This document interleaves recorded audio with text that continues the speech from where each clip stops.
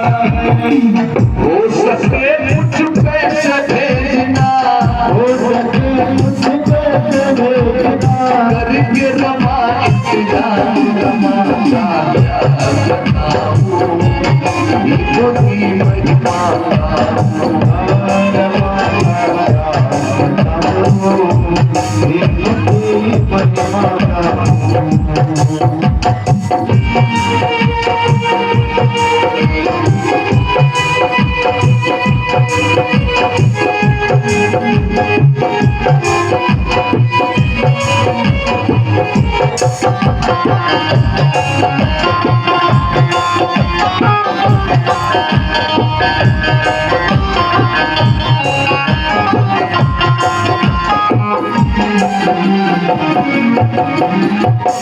जब रमाबाई मेहनत मजदूरी करके लौटी तो घर आते ही उन्हें उनके साहब का पत्र मिला। जब पत्र मिला तो चिट्ठी आई, रमा भूली नहीं संभाली, साहब की चिट्ठी आई है। रमा ने जल्दी से हाथ मुंह धोया और एक भैया को कहा, भैया थोड़ा पढ़ के सुनाओ ना, साहब ने क्या लिखा। चिट्ठी खोली गई, घर में बीमार बेटी है। पत्र खोला गया, रमा कान लगाए पत्र की ओर, साहब लिख रहे हैं, हे रामू, मैं तो यहाँ सकुशल हूँ, उम्मीद करता हूँ रमा तुम भी अच्छी होगी, हमारी बेटी भी अच्छी होगी, लेकिन रमा एक समस्या आ गई है। मैं जो 5,000 रुपए लेकर के आया था वो धीरे धीरे करके मेरी पढ़ाई का साले के साले पैसे कर दिया।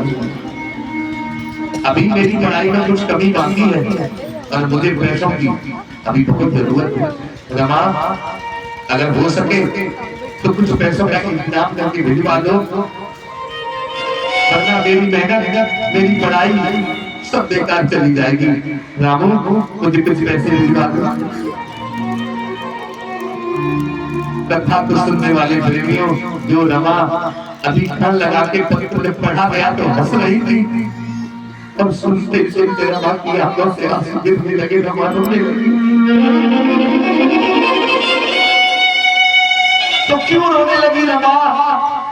रमा की एक नजर बीमार बेटी पर गिरती है और दूसरी ओर पत्र पर जाती है। रमा आंखों में आंसू भर करके रोती है।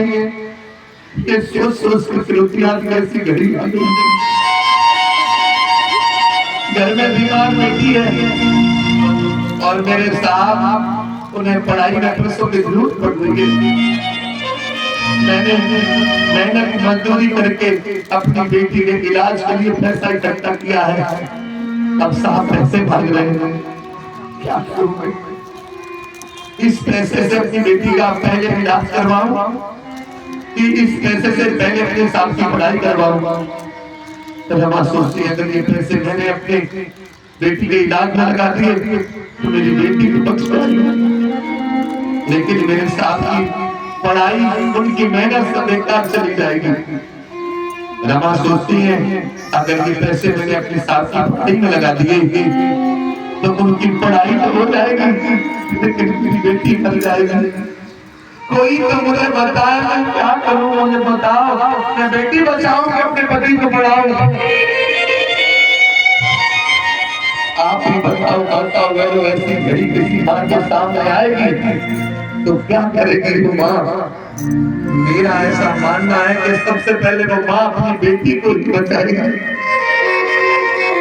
लेकिन रमा ने ऐसा नहीं किया। रमा ने अपने दिल पर पत्थर रख करके सारे पैसे इकट्ठे किए और अपने पति को भेजने का मन बना लिया, ये सोच करके कि अगर आज मेरी बेटी को इलाज नहीं मिला तो आज की बंदी की बेटी मरेगी और वो बेटी होगी मेरी इंदु। लेकिन अगर मेरे साथ की पढ़ाई रुक गई तो भारत में करोड़ों बेटियां मर जाएंगी, उनका जीवन उजड़ जाएगा। तो एक बेटी के पीछे मैं करोड़ों बेटियों को मर नहीं दूंगी। रमा ने ऐसा संकल्प लिया, क्या किया? सारे के सारे पैसे इकट्ठे किए और अपने पति को भेज दिए। और जब पैसे पति को भेज दिए और बेटी को इलाज नहीं मिल पाया माता बहनों, तो घर के आंगन में इंदु नाम की बेटी ने अपना दम तोड़ दिया। सब मेरा समाज के लोगों से कहना है कि आपकी खातिर रमान देखो, आपकी खातिर रमान देखो, आपकी खातिर रमान देखो, बेटी की बलिदान रमाना, ये वो की महिमा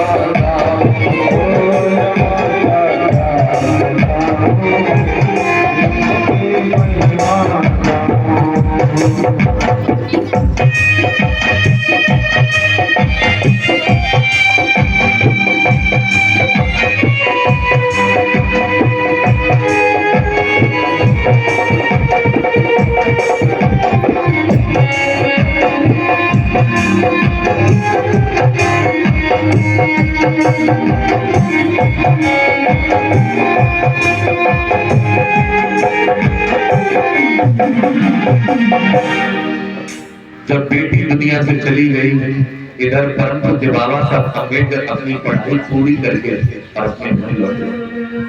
घर आते ही पता लगा कि बेटी दुनिया में नहीं है। बहुत दुख हुआ बाबा साहब को, लेकिन आते ही बाबा साहब अम्बेडकर को नौकरी मिल गई, क्योंकि बाबा साहब अम्बेडकर ने ये समझौता जो किया था कि मैं पढ़ करके आऊंगा तो बड़ौदा नरेश की रियासत में नौकरी करूंगा। तो बाबा साहब अम्बेडकर को आते ही नौकरी मिली, तो उनकी पत्नी रामू रमा सोच रही है साहब आएंगे, आ गए हैं तो नौकरी करेंगे, और नौकरी करेंगे तो अच्छी साड़ी मिलेगी पहनने को, अच्छा भोजन मिलेगा खाने को, तो अपने 3 बच्चों का दुख भूल जाऊंगा। तो बाबा साहब अम्बेडकर नौकरी करने के लिए गए, कहाँ? गुजरात के बड़ोदरा में। जब बाबा साहब नौकरी के लिए गए तो रहने के लिए वहां अपना कमरा ढूंढ रहे हैं, घर तलाश कर रहे हैं। जहां भी जाते हैं रहने के लिए घर मांगते हैं, किराए पे कमरा मांगते हैं। माताओं बहनों, जाति पता लगते ही तुरंत लोग दरवाजा बंद कर लेते हैं, कोई कमरा नहीं देता।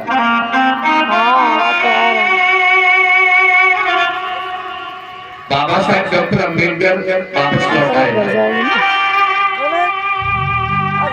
रहने के लिए घर में मिला, वापस लौट आए।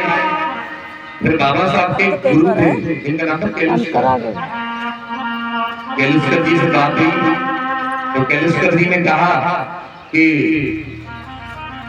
डॉक्टर अम्बेडकर तुम चले जाओ बड़ोदरा, मैंने अपने रिश्तेदार से बात कर ली है, वो तुम अपने घर में रहने को जगह दे देगा।